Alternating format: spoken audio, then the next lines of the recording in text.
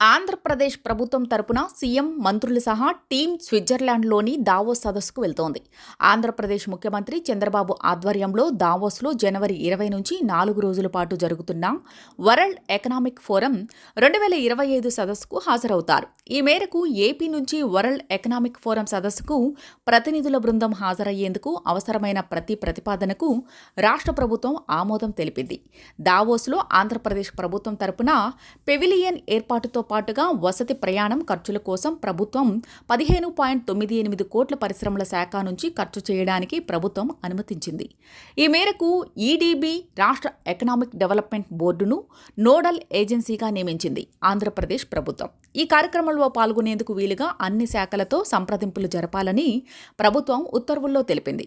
గతంలో లాగా సిఐఐని భాగస్వామి సంస్థగా నియమించాలన్న ఈడీబీ ప్రతిపాదనను ఆమోదం తెలిపింది. ఏపీ ప్రభుత్వం రాష్ట్రానికి పెట్టుబడులు తీసుకురావడమే లక్ష్యంగా పనిచేయాలని, దీనికోసం వరల్డ్ ఎకనామిక్ ఫోరంను వినియోగించుకోవాలని ప్రభుత్వం నిర్ణయించింది. ప్రభుత్వ, ప్రైవేటు భాగస్వామ్యంతో మౌలిక రంగం, వ్యవసాయం, తయారీ, ఐటీ రంగాల్లో అవకాశాలు అందిపుచ్చుకోవాలని భావిస్తున్నారు. దావోస్లో జనవరి 20 నుంచి 24 వరకు జరిగే సదస్సుకు ముఖ్యమంత్రి చంద్రబాబు, ఐటీ శాఖ మంత్రి లోకేష్, పరిశ్రమల శాఖ మంత్రి టీజీ భరత్, పలువురు అధికారులు హాజరవుతారు. సీఎం టీంతో పాటుగా పరిశ్రమలు, ఏపీ ఎకనామిక్ డెవలప్మెంట్ బోర్డు అధికారులు కూడా దావోస్ సదస్సుకు వెళ్తారు. దావోస్ సదస్సుతో రాష్ట్రంలోని వనరులు, పెట్టుబడి అవకాశాలను సీఎం చంద్రబాబు, ఐటీ శాఖ మంత్రి నారా లోకేష్ అండ్ టీం వివరించనుంది.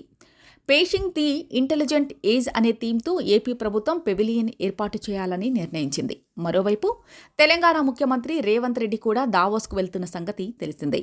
ఇద్దరు సీఎంల దావోస్ పర్యటన ఆసక్తికరంగా మారింది.